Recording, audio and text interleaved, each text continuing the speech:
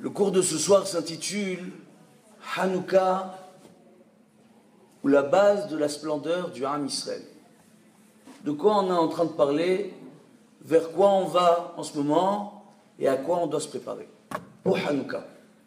Alors bien sûr, tout le monde connaît l'histoire, les Maccabim, Hashmonaïm, qui habitaient dans les plaines de Modi'in et qui ont lutté, qui ont fait la guerre là-bas contre les Evanim, les Grecs. Alors ils ont différents noms, les Gréco-Assyriens, les Salocidiens, ils ont des noms marrants chez les historiens. Bref, les Grecs de Macédoine, descendants d'Alexandre le Grand, la royauté d'Alexandre le Grand, sont sortis en guerre. Et bien sûr, les Maccabim, le petit nombre, l'a emporté sur le grand nombre, comme on le dit au moment de l'allumage de Hanouka, comme on va le rappeler durant chaque Amida, chaque Tefila, chaque Birkat Amazon durant cette période. Le nombre de miracles importants que Dieu nous a fait.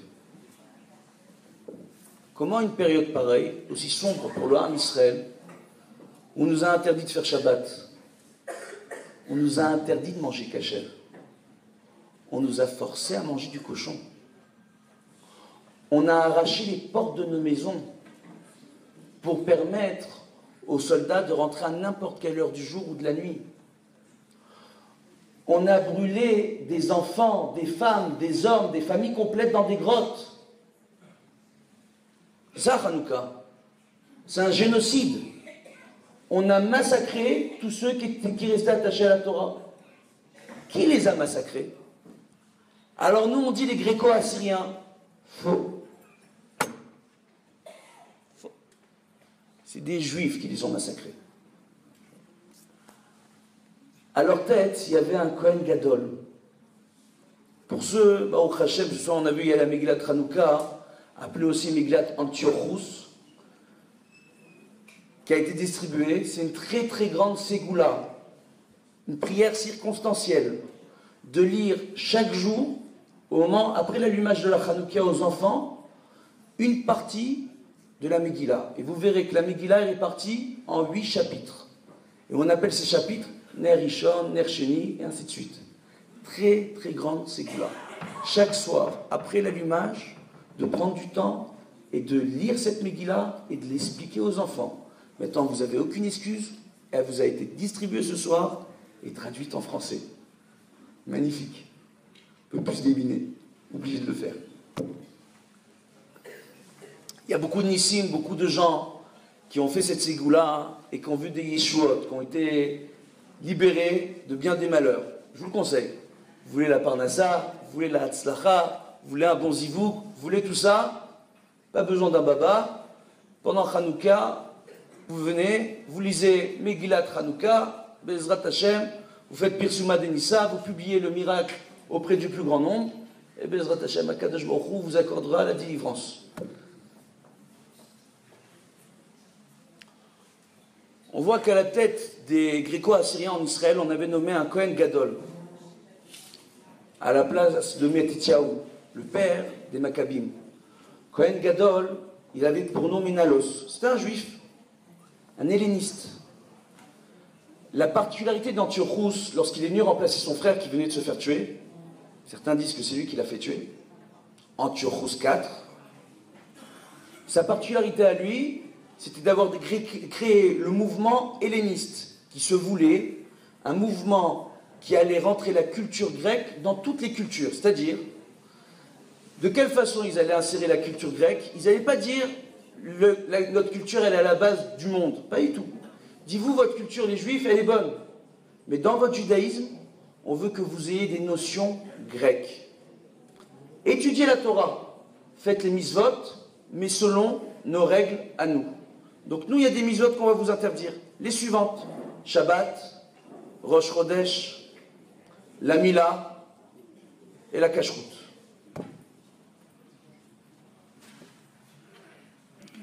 Pour arriver à mieux comprendre cette période, on va voir les parachutes qu'on étudie chaque année durant cette période. Je sais que ça n'a aucun rapport, je suis un rabbin tunisien, je vous avertis tout de suite, je vais vous faire voyager ce soir. Bezrat Hashem. Ça va aller à droite, ça va aller à gauche, on va aller au milieu, on va monter, on va danser Be'ezrat Hashem, on va faire les montagnes russes. On voit chaque année, avant Hanouka, il y a toujours les mêmes parachutes. Toujours. Vayetse, Vayishlach, Vayeshev. Quel rapport avec Hanouka? On pourrait se poser la question. Quel rapport? Pourquoi on lit ces parachutes avant Hanouka? Réponse. On voit dans la paracha d'Ayetse, quand Yaakov va quitter la maison de son père pour se sauver de Esav, il va arriver sur le Har Moria, là où sera construit le Beth Amikdash. Et là, sur le Har Moria, il se passe une chose extraordinaire, fantastique. Sur le Har Moria, Yaakov, on dit qu'il est arrivé miraculeusement vers cet endroit-là. L'endroit est venu à sa rencontre, comme si que la terre a roulé sous ses pieds. C'est exactement ce qui s'est passé.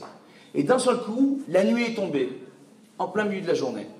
Yaakov devait dormir.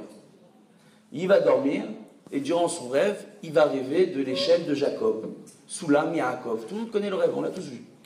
C'est dans les parachutes, c'est récent. Il va voir les anges des nations qui montent et qui descendent, et l'ange d'Israël, Michael, qui monte, qui monte, qui monte, qui monte, qui monte, qui monte, qui monte, qui monte, qui monte, qui ne s'arrête jamais de monter. Yaakov comprend de là que les nations de ce monde sont appelés à interchanger leur pouvoir, que tantôt ce seront les Grecs qui régneront sur le monde, tantôt les Égyptiens, tantôt les Romains, tantôt les Philistins, tantôt les Allemands, tantôt les Américains, tantôt les Chinois, tantôt les Russes. Ça tourne. Eux, ils montent, ils descendent. Alors que là, en Israël, nous, on continue à monter, à monter, à monter, à monter, alors qu'on n'est pas un peuple de conquérants. Aujourd'hui, sur notre propre terre en Israël, on nous traite de, comment on dit, de colonisateurs. C'est extraordinaire.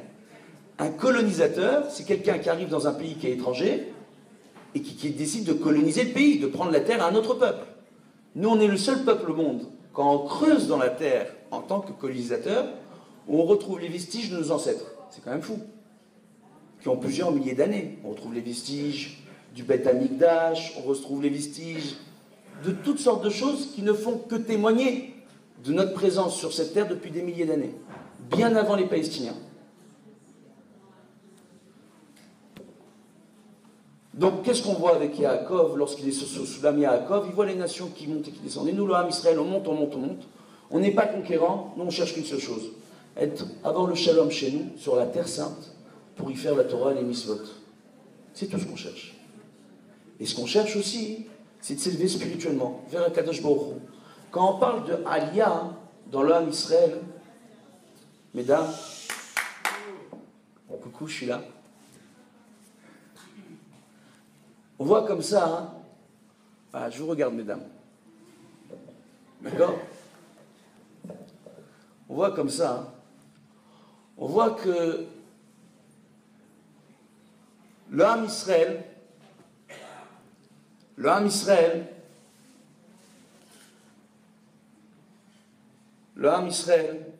lorsqu'il vient et qu'il cherche à s'élever, on voit qu'on est le seul peuple au monde. Quand on parle de revenir sur notre terre, on parle de Aliyah. On ne parle pas de Aliyah, de monter aux États-Unis. Ça n'existe pas. La Aliyah, c'est un terme qui est utilisé que pour venir sur la terre sainte. Eretz HaKodesh, Medinat Israël, notre terre, notre pays.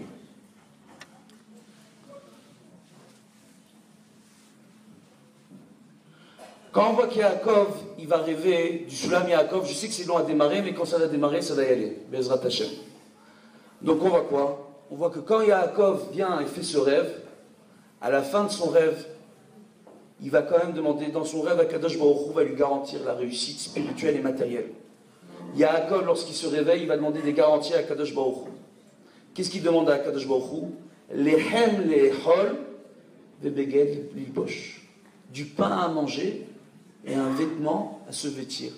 On pourrait comprendre au premier regard qu'il s'agit de la subsistance. Mais voilà qu'il y avait un prince romain qui décida de se convertir, du nom de Astrid. Et lorsqu'il s'est converti au judaïsme, il est venu, il a dit une chose fantastique. Il s'est dit, moi, j'ai abandonné la royauté romaine, j'ai abandonné l'héritage familial pour devenir juif à une période où les juifs étaient maltraités par les Romains. C'est pourquoi? C'est pour demander à Dieu du pain à manger et un vêtement à porter. Là, il est parti voir un des grands de la génération à son époque. La réponse qui lui a été apportée par nos maîtres est fantastique. Il dit Yaakov Avinu, ce qu'il a demandé, quand il demande Lechem Le'echol et Beged Lidbosh, il a demandé pour sa descendance d'avoir le Lechem Apanim, le pain des Kohanim, le pain qui représente chaque tribu dans le Beth Amikdash. Et quand il a demandé Beged Lidbosh, il a demandé à ce que ses descendants puissent vêtir la tenue des Kohanim, la tenue des Lévim, la tenue des prêtres. La Gemara nous dit une chose fantastique, que Yaakov, il a demandé ça pour tout le Ham Israël. Pas que pour le Kohanim et les Lévim.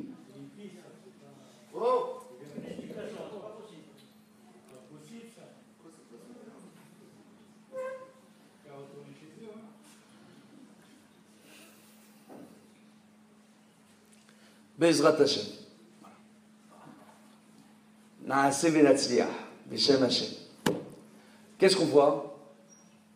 On voit donc que Yaakov, lorsqu'il vient et qu'il demande cette bénédiction, il ne demande pas quelque chose de matériel. Il demande une assurance matérielle et spirituelle, d'être protégé à travers l'usage. C'est ce que nous, aujourd'hui, chaque juif, on demande. La réussite matérielle pour nous permettre de réussir spirituellement.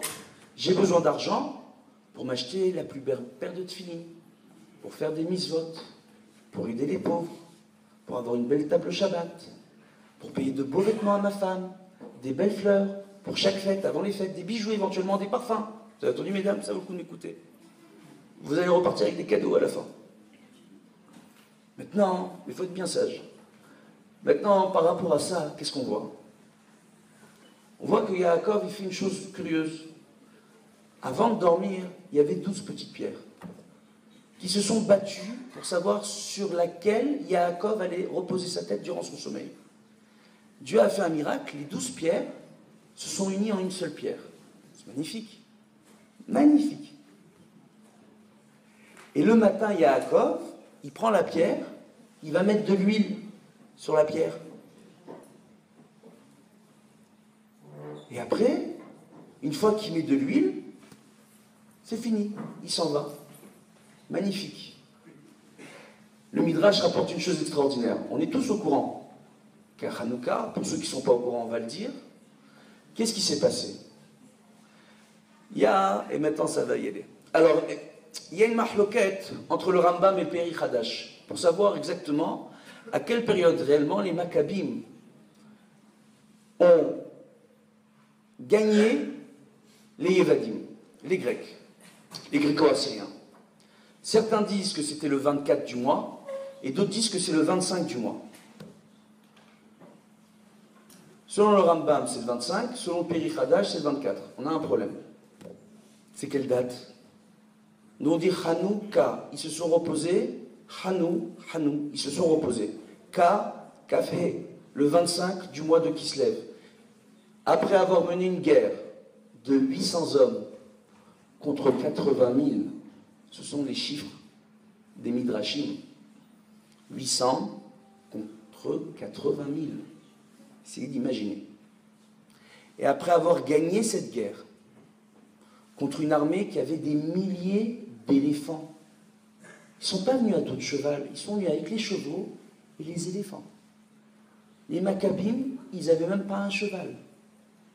Ils n'avaient pas des arcs et des flèches, ils n'avaient rien. Ils sont venus, ils ont gagné.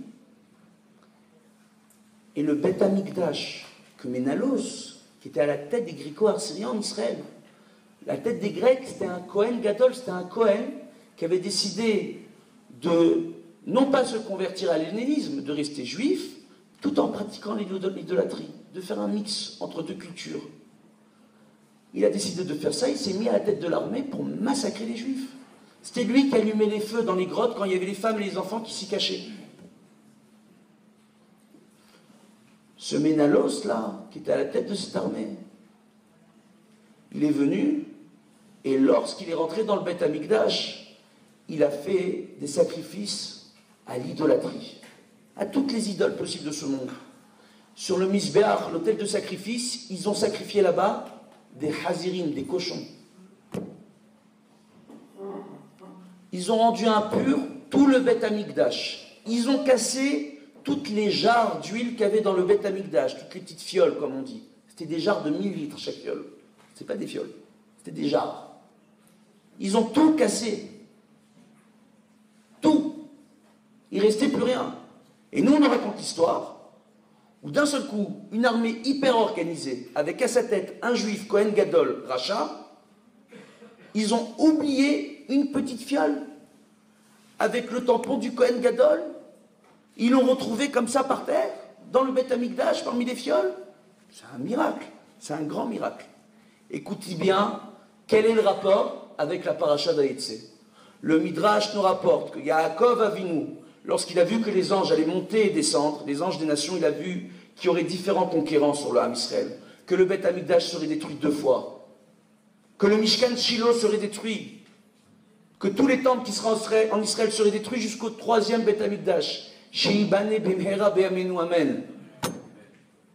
Yaakov a vu tout ça. Que fait Yaakov? Yaakov, il a une jarre d'huile avec lui. Avec sa jarre d'huile, il va oindre un des premiers autels de sacrifice qu'il va laisser là-bas, une pierre. Magnifique. Yaakov, cette jarre, il va l'enterrer dans le sol, à l'endroit même où doit y avoir le Misbéach. Il enterre bien profondément dans le sol. Et cette jarre, elle a la chotémet, elle a le sceau du Kohen Gadol dans le ciel. Michael, la Kohen Gadol, Sarva Apotropo chez Israël Bashamaim. L'ange Michael, le grand prêtre dans le ciel, prince et protecteur d'Israël. Donc lorsqu'il a vu dans son rêve Michael, Michael il est venu, il a mis le sceau sur la jarre. Le matin, après qu'il ait oint sa pierre, la jarre a été fermée par Michael.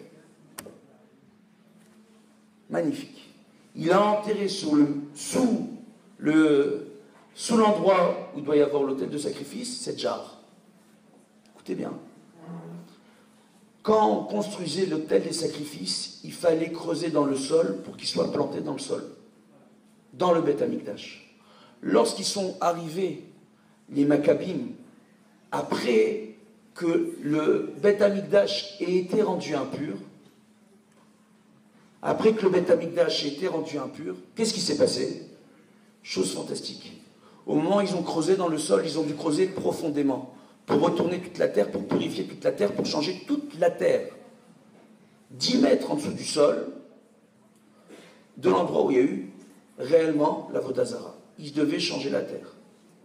En faisant ça, ils ont retrouvé la jarre. En dessous de 10 mètres. La jarre de Yaakov Avinu. C'est ça le miracle qu'on célèbre à Hanouka. C'est ça que nous rapporte le Midrash. C'est pour ça qu'on vient et qu'avant Hanouka, on lit Vayetse. Ça ne s'arrête pas là. Ça ne s'arrête pas là. Passons à Vaïshlar. Mais des chidushim comme ça sur Hanouka et ses parachutes, j'en ai plein. On peut rester toute la nuit. Je suis tunisien, je peux en parler très très longtemps. On a été créé pour ça, pour parler, Baruch Hashem. Qu'est-ce qu'on voit? On voit par rapport à ça, dans la paracha Vaïshlar, une chose extraordinaire. On voit que Yaakov, lorsqu'il va venir et qu'il va envoyer des malachim, que Rachid dit malachim mamash, de véritables anges, à la rencontre de Esav avec des cadeaux, pour se mettre dans la poche de mécréant. S'il n'a pas fait teshuva, c'est pas grave. Quand on fait un cadeau à un rachat, ils se sont toujours redevables. Et à ce sujet, je vais vous raconter une petite histoire. Petite histoire. Il y avait un jour le Raphaël de Brisk, en Russie. On est venu le voir. Il y a eu un nouveau gouverneur qui a décidé d'obliger tous les juifs d'étudier que des matières profanes dans toutes les yeshivot. Plus de Kodesh, du tout, rien, plus de Torah. Ils s'étaient tous embêtés. Ils savaient que ce gouverneur était tellement antisémite que si on essayait de l'acheter, il en profiterait pour incriminer les gens en leur disant tentative de pot de vin en prison. La communauté ne savait pas quoi faire. On était en plein été. Le Rav Chaim de Brisk a dit, dites-lui que moi, le Gdol adore, le grand de la génération, je veux un rendez-vous avec ce gouverneur. Écoutez bien, vous allez voir, c'est un Tunisien. Quand il va chez le gouverneur, il convoque tous les ministres, tous les hommes politiques. Il dit, voilà, le grand rabbin des Juifs, il vient nous voir, on a gagné. Ils vont étudier leur rôle. Le Rav Chaim de Brisk, quand il arrive, on est en plein été au mois d'août. En Russie, il fait beau même au mois d'août. Qu'est-ce qui se passe? Il arrive avec 3 manteaux, 4 bonnets, 4 paires de moufles, des écharpes les unes sur les autres, on dirait un bibin d'homme. Tout le monde le voit arriver, il dit, c'est lui le grand de la génération, vous êtes sûr? Il vient pas de sortir de l'asile de fous. Qu'est-ce qu'il fait habillé comme ça? On est en plein été. Il a 3 manteaux, 4 écharpes, qu'est-ce que c'est quoi ce monsieur? Il ne peut pas s'empêcher. Quand il le voit, il dit, dites-moi, vous êtes le Rav Chaim de Brisk? Il dit, oui, c'est moi le Rav Chaim de Brisk. Qu'est-ce que vous faites habillé comme ça? Je dis, attendez, je vous explique. Chez nous, les Juifs, quand on parle de rêve, qu'on a rêvé d'un membre de la famille, on prend les choses très au sérieux. Et c'est vrai. Est-ce qu'on va parler de quelques rêves que la famille a eu? La famille Bokobza sur leur père. Zichrono Livracha. Après. Qu'est-ce qu'on voit? On prend les choses très au sérieux. Il dit, j'ai rêvé de ma grand-mère. Ma grand-mère m'a dit qu'il doit neiger. Il dit, mais attendez, le gouverneur lui dit avec tous les ministres, on est en plein hiver, on est en plein été, comment il va neiger? L'été, c'est pas possible. Si, ma grand-mère, elle m'a dit en rêve. Maintenant, dans le prochain Mishpat, on explique que si on a affaire à des criminels récidivistes, et que pour arriver à obtenir d'eux ce qu'on a besoin d'obtenir, et qu'on a affaire à de véritables réchaïm, on a le droit dans ces cas-là de mentir. Je précise. Maintenant, qu'est-ce qui se passe dans le Shulchan Aruch? Une partie du Shulchan Aruch qu'on appelle le Rochen Mishpat. Maintenant, qu'est-ce qu'on voit? On voit une chose extraordinaire. Ici, le gouverneur lui dit, c'est pas possible. Il dit, non, je lui dis, c'est possible. Et le Rav Chaim de Brisk lui dit, vous voulez prendre les paris? Il y a un rabbin qui prend des paris. Oui, vous voulez parier avec moi? 100 000 roubles. Il dit, attends, il est fou ce rabbin.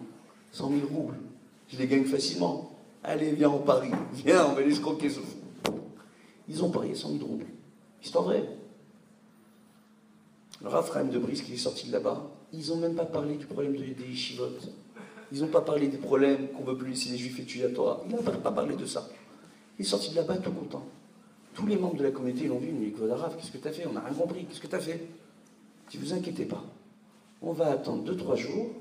Vous enverrez là-bas un coursier avec les 100 000 roubles et vous le remettrez au gouverneur. 2-3 jours sont passés. La neige n'est pas tombée. Le Rav Chaim de Brisk fait envoyer 100 000 roubles. Le rachat, lorsqu'il reçoit les 100 000 roubles, le gouverneur en question, il se dit quand même, les pauvres, ces juifs, leur grand de la génération, c'est un marboun, c'est un pauvre, il est pas net, il a un peu ma boule. C'est ça leur rabbin. Ils sont mal barrés. Je les ai escroqués, je lui ai escroqué, je lui ai pris 100 000 roubles. Viens, je les escroqué dans leur yeshivot. De toute façon, qu'est-ce qu'on va faire avec eux? Si leur grand rave, c'est un fou qui croit qu'en été il va neiger, qu'est-ce qu'ils vont nous apporter à l'armée? Quel métier ils vont apprendre? Il faut laisser tranquille ces juifs. Comme ça, il a sauvé tous les juifs. Qu'est-ce qu'on apprend de là? Que le mécréant, le rachat, quand on vient et qu'on lui donne un cadeau à un niveau ou à un autre, il se sent redevable. Même s'il sait que le cadeau ne nous revient pas. Alors que le tzaddik, si on lui remet un cadeau, il nous fera une tova après que si on la mérite. Il ne se laissera jamais acheter. Le juste. C'est la différence. Yaakov, il s'est dit, si mon frère a fait teshuva, je lui envoie des cadeaux, Bezrat Hashem, qu'il fasse teshuva. Magnifique. Au cas où il n'a pas fait teshuva, du fait de lui avoir envoyé des cadeaux, il sera tenté de vouloir faire la paix avec moi. Dans les 2 cas, il est protégé. Magnifique. Mais au moment où il arrive, Yaakov, il se passe quelque chose de bizarre. On nous dit qu'il passe le Mahavar Yabok. On ne sait pas c'est quoi ce Mahavar Yabok. Un passage qui s'appellerait Yabok, et on comprend après qu'il retraverse le fleuve. Certains disent que c'est le Jourdain, d'autres disent que c'est l'Euphrate. Quoi qu'il arrive, c'est un des fleuves frontaliers avec la terre d'Israël. Il repasse le fleuve. Et quand il repasse le fleuve, il va se battre avec le Malach. Et pourquoi il repasse ce fleuve? Pour aller chercher des pachim. Vous entendez? Des petites fioles. Il y avait quoi dans les fioles? Devinez. Quelqu'un sait? Il y a de l'huile d'olive. Boker Tov.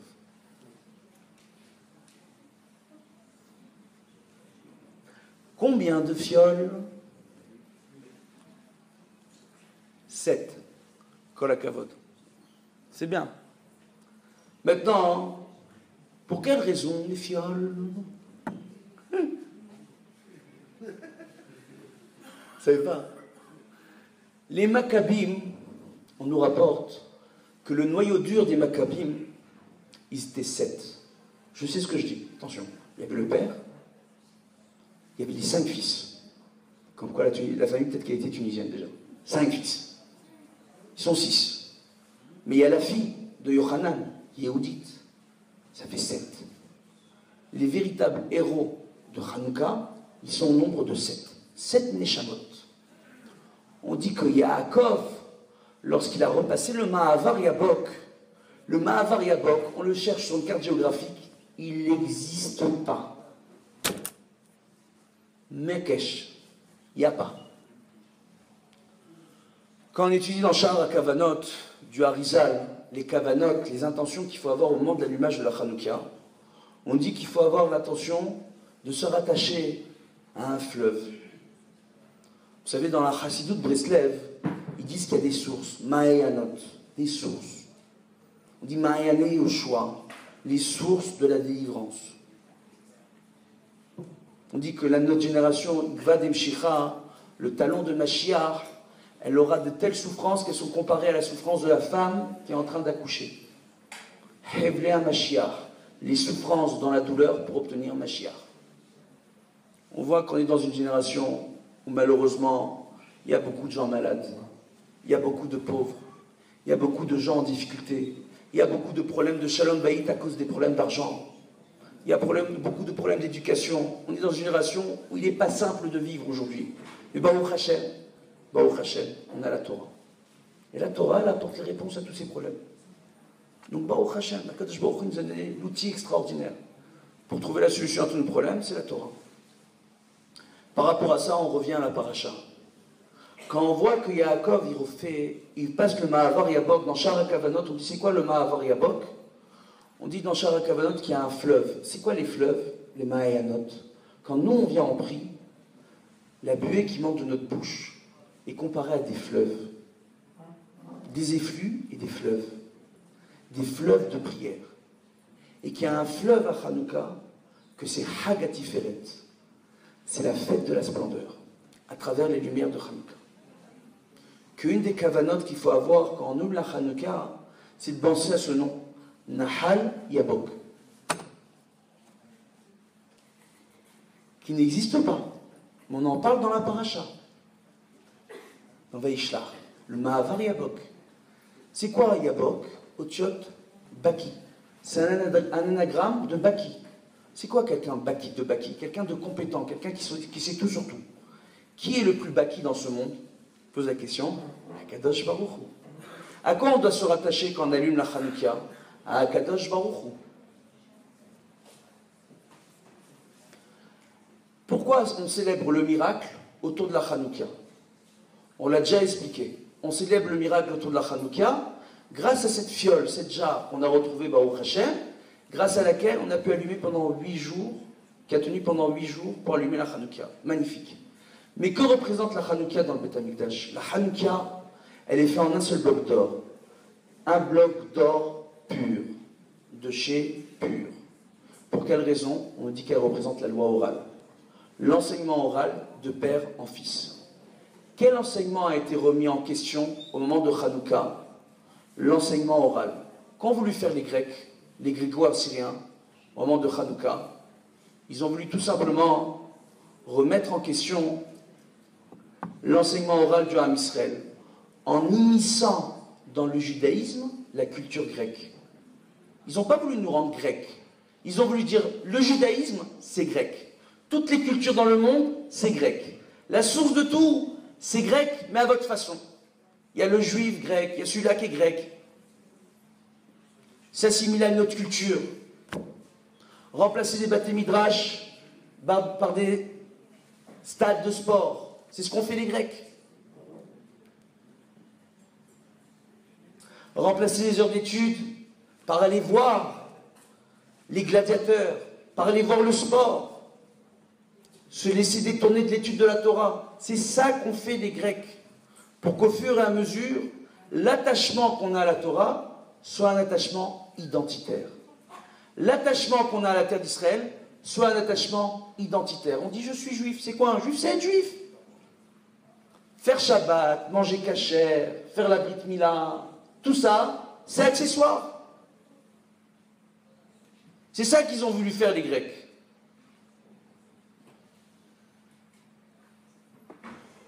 On dit que l'âme Israël, il tient sur le mérite de ses pères. Maaseh Avot Siman Lebanim. Maaseh Avot Siman Lebanim. Ce que font les pères, c'est un signe pour les enfants à travers les âges. Les actions des pères. Nos pères se sont battus, hormis les Maccabim. Nos pères se sont battus en Afrique du Nord contre Napoléon Bonaparte et l'Alliance au départ pour qu'on ne soit pas assimilé à une culture française, à une culture non juive. Nos pères se sont battus. Rabbi Yoshua Bessis Zecher Tzadik Vekadosh Livracha, lorsqu'il a vu l'Alliance arriver en Tunisie, il a vu le Satan danser sur le toit de la grande synagogue de Tunisie, il est mort durant la nuit.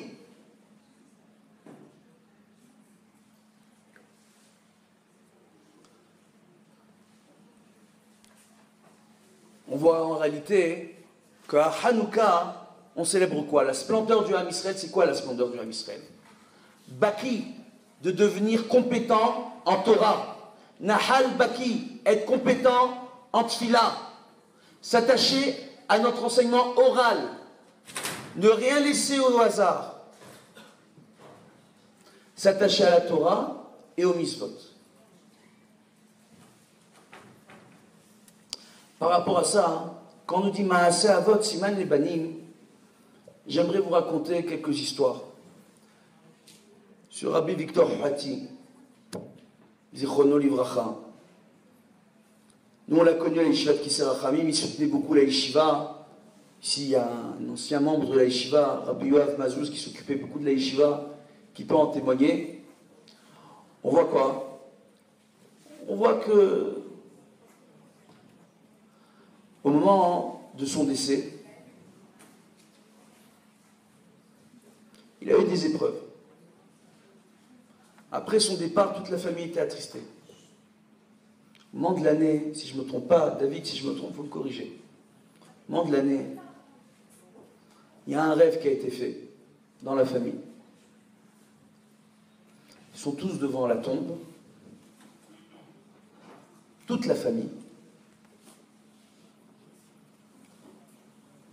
Et il y a Rabbi Victor qui se tient debout devant toute la famille, joyeux, en disant: qu'est-ce que vous avez? Pourquoi vous êtes tous tristes? Je suis là, tout va bien.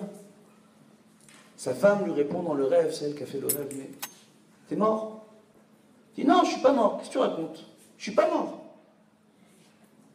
Quand on passe dans le Olam Haba, il n'y a que notre enveloppe corporelle qui meurt. Mais nous, on est une neshama. Vous attrapez un corps mort, vous le frappez, il va se lever, il va dire: aïe, j'ai mal. Vous prenez un schnitzel, un bout de poulet, vous pouvez le matraquer jusqu'à demain. Vous avez déjà vu un poulet mort se lever pour dire: aïe, j'ai mal. Qu'est-ce qui fait qu'on existe? On a une neshama. C'est quoi la neshama?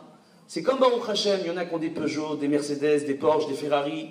Chacun son véhicule, chacun sa marque. On a besoin d'un véhicule pour se déplacer dans ce monde. Le corps, c'est le véhicule de l'âme pour se déplacer dans ce monde, pour faire des mitzvot dans ce monde. On voit que Rabbi Victor leur a dit: non, je vais bien. Et à ce moment-là, on entend dans le fond une chanson fantastique. Et Shahari Ratson, chanson de Kippour. Le moment où toutes les portes du ciel s'ouvrent dans le ciel et on pardonne toutes les fautes. Une autre fois, un autre rêve. On voit Rabbi Victor, il vient, il est en costume en haut et en short en bas. Je pense que les membres de la famille la connaissent, cette histoire. En short en bas. Rabbi David Boukobza, quand on lui raconte ce rêve, il est embêté. Il appelle son rave, le rave David Haddad, à Beersheba. Et le Rav David Haddad lui dit quoi? Une chose extraordinaire. Il dit, écoute, les vêtements représentent les misvot. Il y a un problème, si ton père, tu le vois, il est sur ses deux jambes, alors qu'on sait que dans quelles conditions il est parti de ce monde, et qu'il a un short en bas, si les jambes ne sont pas recouvertes, c'est qu'il lui manque des misvot. Posez-vous la question, qu'est-ce que vous faites en moi en ce moment? David, il parle, il dit, je ne sais pas. C'est vrai qu'en ce moment, le Shabbat, on chante moins dans la famille, on est triste. Il dit, alors le Shabbat, il faut chanter. Le Shabbat, ils ont chanté. Et c'est par la suite qu'ils ont eu le rêve, avec leur père qui leur disait que tout va bien. Ça veut dire quoi? Quand on vient et qu'on voit en réalité... Donc, à l'intention de ces messieurs-dames, il y a une Mercedes C270 459 EAY 95 qui dérange dehors. Voilà. On a parlé de voiture, on a parlé de Neshamot, il fallait bien qu'on la place celle-là. Donc, par rapport à ça, hein, qu'est-ce qu'on voit? On voit quoi? On voit que quand on parle de Haskara, vous savez ce qui se passe ce soir d'une Haskara? Pourquoi ça s'appelle Haskara? En Afrique du Nord, on appelait ça le drash. Je ne sais pas pourquoi. Les gens, quand on leur pose la question, ils ne savent pas pourquoi. Il y a des rabbinim ici, il y a des anciens, on peut leur poser la question, ils vous répondront. C'est quoi le drash? C'était le soir, on faisait la dracha. Les gens venaient, on donnait un peu des manants, un peu de tout, du raisin, des amandes, des bananes, un peu de tout pour que les gens fassent des brachot. Mais on faisait venir un rav pour faire une dracha, un dvar Torah. S'éveiller à la teshuva, d'où le nom du drash. Ça c'est un. Nos frères ashkénazim, ils appellent ça your sight, l'année, le jour, la date anniversaire. Pour se rappeler qu'à cette date anniversaire, il y a quelque chose qui se passe. La dracha, on l'a fait pour une raison. Your sight, se rappeler le jour de l'année, on le fait pour une raison. Askara, le langage utilisé dans le Shulchan Aruch et le Talmud. C'est quoi? Les askir. On dit se rappeler à notre bon souvenir en bon français. C'est pas ça. Akadosh Baruch Hu, qu'est-ce qu'il fait? Ou maskir befanav, il rappelle devant lui la neshama du défunt. Et il le juge le soir de la Haskara. La Haskara, c'est ce Shabbat. Qu'est-ce qu'il lui demande? Il dit, est-ce qu'à l'occasion de ton décès, de ta date anniversaire de ton Yortzeit, est-ce qu'il y a une dracha qui a été faite? Donc on voit en voyant les différents minagim de Ham Israël, on arrive à comprendre le sens de cette réunion. Il y a une dracha qui a été faite, il y a des divrei Torah qui ont été faits, les gens qui sont venus. Pourquoi ils sont venus? Est-ce qu'ils ont pris sur eux de faire Torah au mitzvot?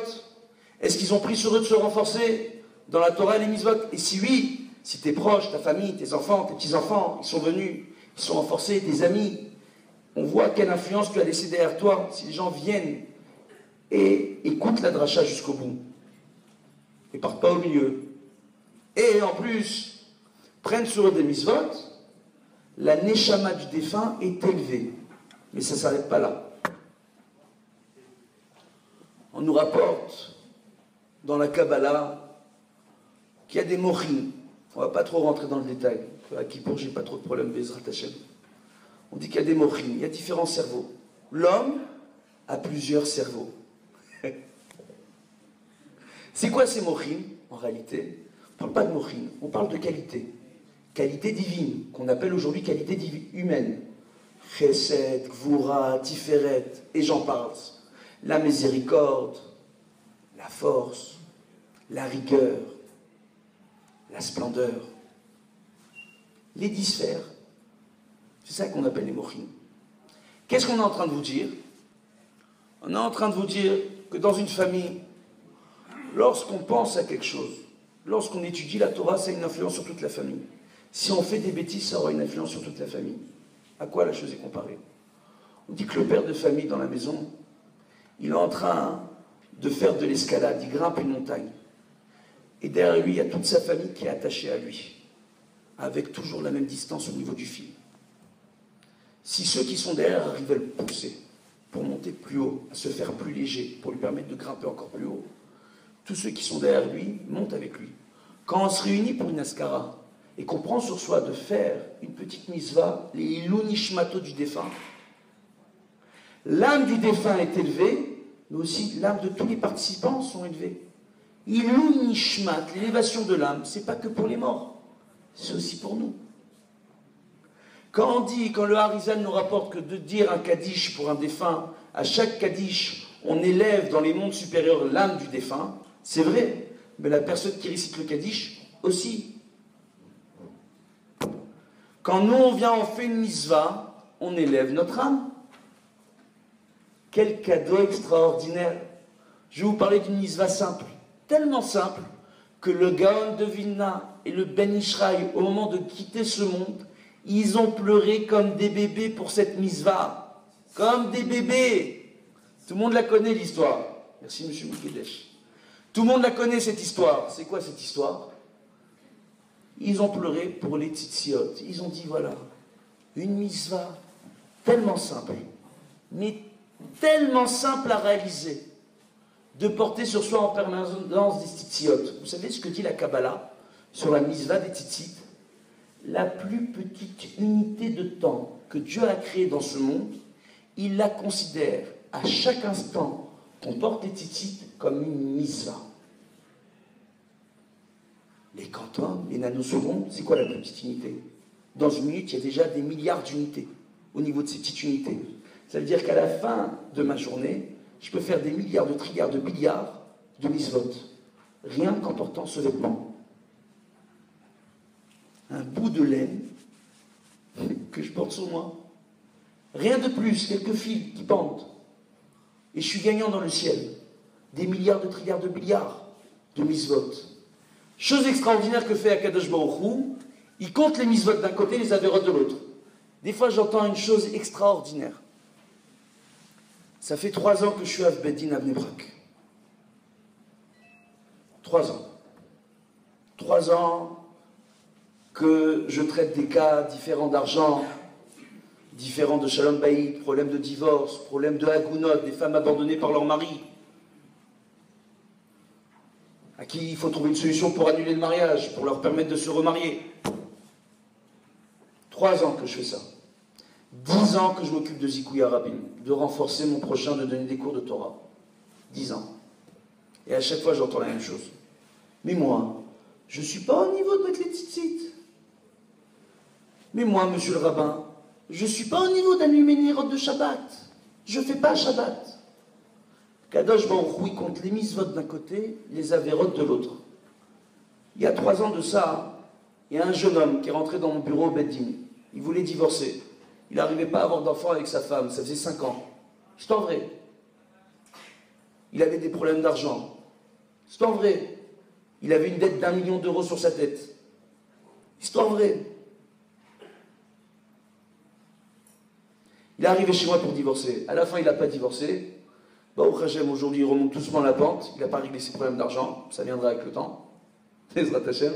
Mais il a son Shalom Bayit. Au bout de 3 ans, il a eu 2 enfants. Il est très heureux avec sa femme. On ne lui a pas fait de ségoula. On ne lui a pas fait de caméra. On ne lui a pas ouvert un livre de Kabbalah. On lui a expliqué comment parler avec sa femme, comment faire des mitzvot, comment se renforcer, comment le judaïsme nous explique comment se rapprocher de Dieu pour avoir la shlimut, le shalom, dans la maison qui est un des noms de Dieu, shalom.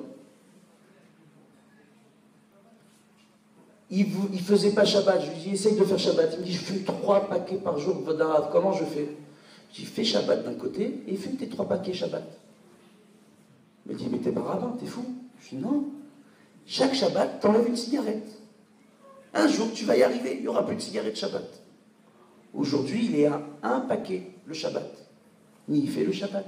Pourquoi? Akadosh Baruch Hu, il compte les avérotes d'un côté, les mitzvot de l'autre. Je peux faire ma mitzvah, Dieu il va me la compter quoi qu'il arrive, même si je fais des avérotes de l'autre. C'est un Yetzer Hara de se dire je suis pas au niveau, je fais du Lachon Hara, pourquoi je vais mettre Rashi Rabbeinu Tam? Qui je suis? Pourquoi je vais faire la comédie à la synagogue, prier 3 fois par jour? Je suis pas au top, je vais en boîte de nuit. Qui je suis? C'est des bêtises. Kadosh Baruch Hu, il compte les mitzvot d'un côté, les avérotes de l'autre. Chacun à son niveau. Akadosh Baruch Hu juge chaque juif par rapport à son niveau. Il y a des enfants dans ce monde, lo alenu, qui meurent après la Brit Mila. Il y a une femme un jour, elle est rentrée chez le Harizal. Elle venait d'avoir un petit garçon, le petit garçon il est mort le lendemain, la nuit de la Brit Mila, dans la nuit. Quand elle est venue voir le Harizal, qui voyait dans les Neshamot quelque chose d'extraordinaire, il lui a dit, Madame, vous savez qui était cet enfant? C'est mon ami, l'enfant avec qui j'ai marié, mes enfants se sont mariés avec ses enfants. C'était Rabbi Yosef Karo, votre enfant. Rabbi Yosef Karo, l'auteur du Shulchan Aruch, lorsqu'il est venu au monde, il avait la jaunisse. On n'a pas pu lui faire la Mila à 8 jours. Il est revenu dans ce monde juste pour faire sa Brit Mila. Parce qu'un tzaddik comme lui qui a écrit Shulchan Aruch, c'était pas recevable dans le ciel qu'il puisse rentrer en haut sans avoir fait sa Mila le 8e jour. On l'a fait revenir, il a fait la Mila, il est parti. La femme, ça l'a réconforté. C'était difficile, mais ça l'a réconforté un petit peu. On ne sait jamais quel est le tikkun de chacun. Il y en a un, il vient dans ce monde, il a une mitzvah à faire. Une. Et l'autre, il a toutes les mitzvot à faire. On dit que ce monde, c'est Olam HaAfour, un monde à l'envers. Quand nous, on vient et on est une personne qui quitte ce monde, on est triste ici. On est triste, on pleure. Mais quand il monte dans le ciel, le Kadosh Baruch Hu, il est joyeux. Parce que la personne monte dans le ciel avec ses mérites, avec ses mitzvot. On a plusieurs témoignages, plusieurs rêves qui nous montrent que Rabbi Victor Houati, Baruch Hashem, il est bien en haut. Il est fier de ses enfants. On voit que tous les enfants aujourd'hui, Baruch Hashem, les fils, ils sont tous dans le Derech Torah. Ils sont tous en train de se renforcer. Ils parlent que de Torah. Ils cherchent les rabbanim pour les aider. Ashra ve'ashrechelko de Rabbi Victor, d'avoir des enfants pareils. On voit qu'il a réussi son éducation. On voit que quand on a une Naskara, la Neshama, elle est rappelée. Quand la Neshama, elle est rappelée qu'elle va voir que cette année à Saint-Brice, on s'est réunis, Baruch Hashem, nombreux, pour parler de Torah, les Ilou Nishmato, les Ilou Nishmat de tous les tzadikim qu'on a nommés, de tous les membres de la famille qui sont partis, pour la Refoua Shelema des membres de la famille qui en ont besoin, pour Tata Margot, et pour tous les malades d'Israël.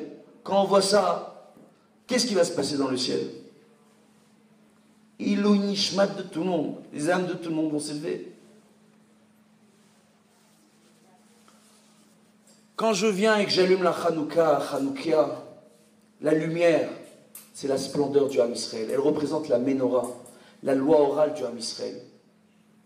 La sauvegarde du Ham Israël. On dit que pour un peuple, sa survie en géopolitique n'est garantie que par 3 points. Une langue en commun, un pays en commun, une culture en commun. Si on regarde les Juifs aujourd'hui, les Marocains et les Tunisiens n'ont pas la même culture. Ils n'ont pas exactement la même langue. Ils n'ont pas vécu dans le même pays. Si on va chercher en Europe de l'Est, c'est de pire en pire. On voit que bien qu'on fasse tous la même Torah, qu'à Kippour, à l'inverse de l'année, on fasse tous 5 tfilotes, 5 prières au lieu de 3. On voit quoi? On voit qu'en réalité, on fait tous la même Torah, mais qu'on a chacun une culture différente, une langue différente. Celui-là, il parle en yiddish, l'autre, il parle en judéo-arabe, l'autre, il parle en yéménite. Dieu bénisse, quand on est en Israël, on a le vertige. Maintenant, qu'est-ce qu'on voit? On voit que malgré ça, on a survécu à travers les âges, à travers la galoute. On a vécu 1900 ans en dehors de la terre d'Israël, un petit peu moins de 1900 ans. Et on est tous arrivés avec la même Torah, et on fait tous les mêmes tfilotes. Ça change ici et là au niveau des cultures, mais c'est ce qui a garanti notre survie. Quelle est la splendeur du Ham Israël? Quelle est la splendeur du Ham Israël, la loi orale? Qu'est-ce qu'on célèbre à Hanouka? On célèbre le fait qu'on peut nous menacer, qu'on peut nous massacrer à travers les âges, mais qu'on reste debout, un peuple de survivants, un peuple de prêtres et de guerriers, pour faire la volonté divine. C'est ça le Ham Israël, c'est ça la splendeur du Ham Israël. Être attaché à la Torah et les mitzvot, sans chercher à s'attacher à d'autres cultures. On peut apprendre un métier, on peut étudier à l'université, on peut tout faire en tant que juif. Mais on n'a pas le droit d'oublier qu'on est juif, qu'on doit faire Shabbat, qu'on doit manger kasher, qu'on doit se renforcer. C'est ça qu'on célèbre à Hanouka. C'est ça qu'on doit se rappeler, les Inu Nishmat du Niftar ici. Pour la Hatzlacha de toute la famille Bezrat Hashem. Pour la Hatzlacha de tout l'âme Israël Bezrat Hashem.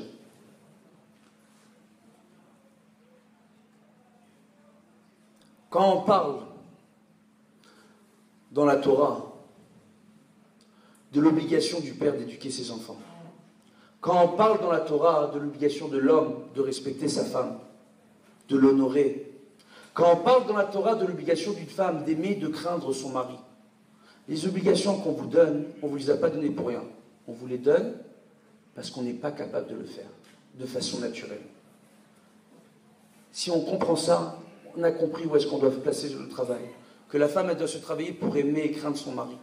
Que le mari doit se travailler pour combler sa femme, pour la vêtir, pour la nourrir, pour la rendre heureuse, pour son épanouissement. Être à son écoute, et la femme être à l'écoute de son mari. C'est la base du judaïsme. Quand on étudie la halakha, et je terminerai sur ce point, Bezrat Hashem, pour ceux qui ont des questions, avec l'aide de Dieu, à la fin du cours, Bezrat Hashem, pour ceux qui n'ont pas fait Arvit, il y aura Arvit. Moi, je vais passer dans une petite pièce à côté. Ceux qui ont besoin de conseils, de brachot, pourront venir me voir, Bezrat Hashem, et on discutera avec l'aide de Dieu des différents problèmes. Mettant mis à part ça, juste ce dernier point qui est extrêmement important. Extrêmement important. Quand on étudie la Torah tous les matins, on étudie le Mishnah, qui nous dit que la Torah, elle s'étudie selon la règle du prat et du klal. Le point particulier, le point général. Le prat et le klal. Lorsque je veux apprendre à lire, il faut que j'apprenne l'orthographe.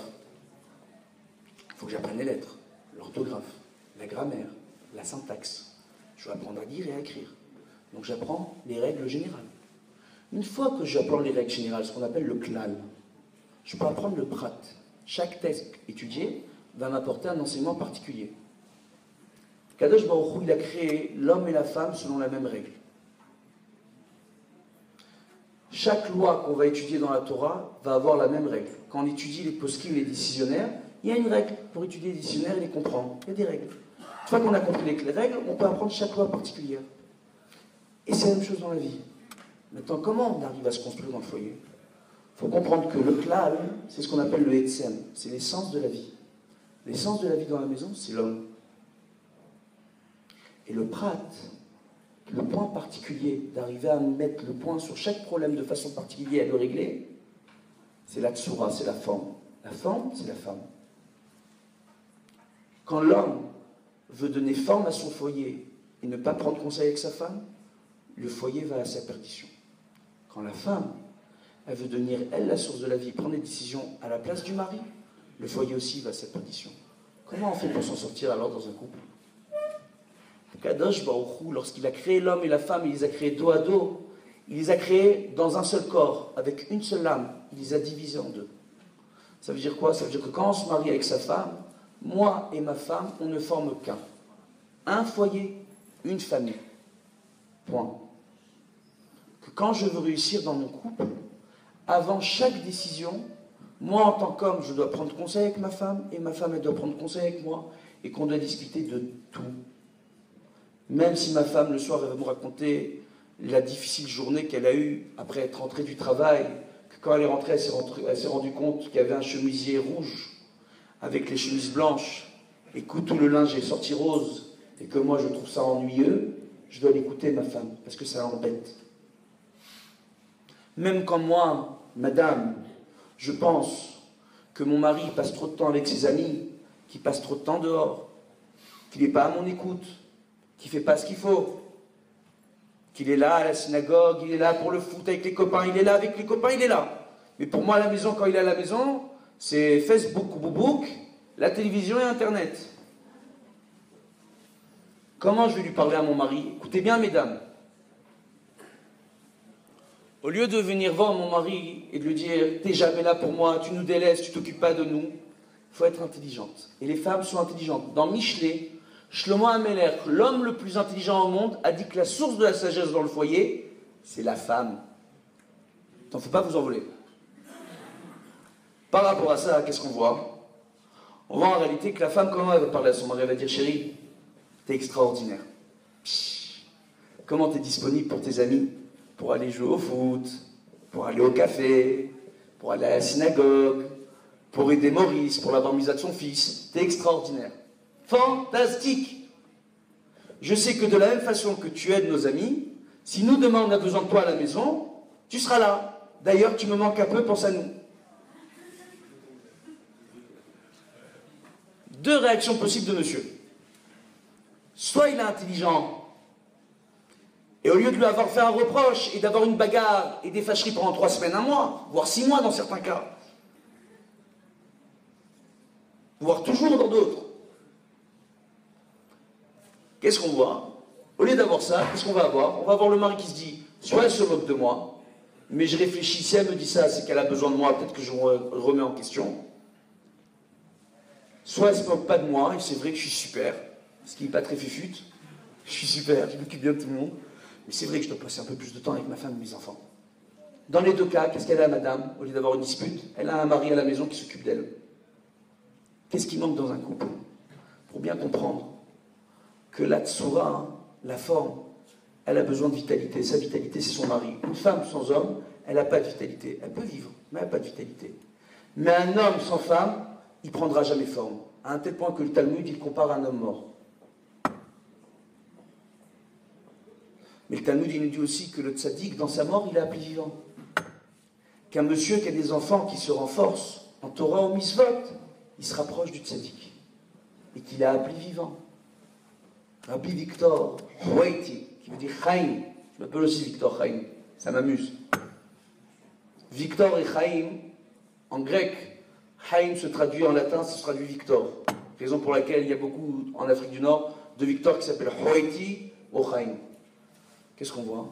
On voit qu'il se rapproche du tzaddik, qu'il a appelé vivant. Ça veut dire que dans ce monde, si on ne s'occupe pas de sa femme, si on ne s'occupe pas de son mari comme il faut, on peut être appelé mort. Une vie sans Torah, c'est une vie de mort, alors qu'on est vivant. Et qu'un corps qui est mort, il peut être appelé vivant. C'est un point auquel il faut juste réfléchir. Moi, Baruch Hashem, en Israël, on va terminer sur ce point, on va parler un peu de moi, de ce que je fais. En Israël, Baruch Hashem, aujourd'hui je suis à Al-Bedin. On règle énormément de problèmes dans la communauté, on s'occupe énormément de Shalom Bayit. Le Rabbi Michael Ben Chitrit m'envoie tous les cas difficiles en Israël, même les cas difficiles en France. Il me les envoie, maintenant on me fait venir en France. Maintenant, hein, donc je m'occupe de ça. Je m'occupe aussi beaucoup de femmes agounotes, malheureusement. Il y a une nouvelle mode. Et il y a un problème, quand une femme elle est agouna, qu'elle a abandonné, on ne retrouve pas le mari, il faut trouver une solution, soit pour annuler le mariage, au bout de plusieurs années de souffrance pour cette femme laissée toute seule, soit arriver dès le début à retrouver le mari, à parler gentiment, le raisonner gentiment, pour soit qu'il envoie le guet à sa femme, soit qu'il essaye d'arranger les choses avec sa femme et ses enfants. Je m'occupe énormément de ça. Baruch Hashem. Pour ceux qui le veulent, je dis bien, les conseils et les brachot à la fin sont gratuits, vous pouvez venir me voir. Ceux qui veulent soutenir mon action le peuvent en donnant même une petite pièce, ce qu'ils veulent. Maintenant, Bezrat Hashem, quoi qu'il arrive, que vous ayez la bracha et la hatzlacha tous, Bezrat Hashem, que Dieu fasse, que chaque personne qui soit ici ait le mérite d'être un Talmid Chacham, une Talmida Chacham, Bezrat Hashem, et pas une Talmida Chachama, parce que Talmida Chacham, ça veut dire que c'est l'élève d'un intelligent. L'intelligent, c'est le mari, la femme, ça doit devenir l'élève de son mari, Bezrat Hashem. Qu'est-ce qu'on voit? On voit Bezrat Hashem, de voir quoi? De voir que Bezrat Hashem, que vous ayez tous beaucoup de nahat, beaucoup de joie, de chacun de vos enfants, de tranquillité d'esprit, une parnassa tova, Bezrat Hashem, bracha v'atzlacha bechol ma'aseh yedechem, qu'on ait le mérite, Bezrat Hashem, de voir tous monter en Israël, parce qu'on n'oublie pas que les Yevanim, ils nous ont interdit la Mila, le Shabbat, Rosh Chodesh, la Kashrut, la Shrita en Europe, ils veulent plus, la Mila, ils veulent plus, Shabbat dans les immeubles, il y a les éclairages automatiques, bientôt ils vont interdire Rosh Chodesh, c'est bon, vous êtes chez les Grecs, bienvenue chez les Grecs. Il faudra venir, que Dieu fasse que vous montez en Israël en vous préparant. Pour se préparer à monter Israël, il faut s'attacher à son Rav. Et pour monter en Israël, la terre d'Israël s'acquiert par des épreuves. Pour éviter les épreuves, il faut avant tout une aliyah rouchanit, une élévation spirituelle. Quand Alexandre le Grand est arrivé en Israël, période de Hanouka, et a rencontré Shimon HaTzadik, il y avait la guerre avec les Tzdukim, des Juifs qui s'étaient eux aussi rebellés, qui ne voulaient pas suivre l'enseignement oral de la Torah. Et qu'Alexandre le Grand est venu, il les a protégés. Il a demandé une chose à Shimon HaTzadik en signe de remerciement. Il a dit, dans Kodesh HaKodashim, je veux que vous mettiez une statue, un buste de moi, Alexandre le Grand, pour prouver que moi, Alexandre le Grand, Je suis au sommet de la pyramide. Et nous, là, en Israël, on a fait une révolution. C'est quoi la révolution? On lui a dit non, on n'est pas d'accord. Parce que toi, tu crois que tu es en haut de la pyramide, l'être le plus évolué.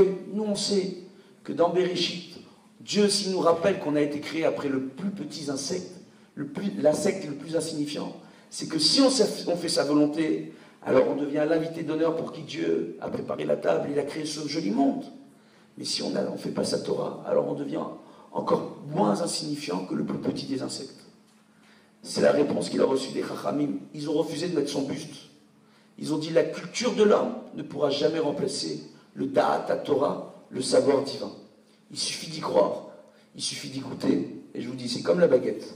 La Torah, quand on y goûte, c'est tellement bon qu'on a du mal à s'en passer. Voilà, Bezrat Hashem, bracha, batzlacha tout le monde. Voilà, pour ceux qui n'ont pas fait Arvit, Arvit.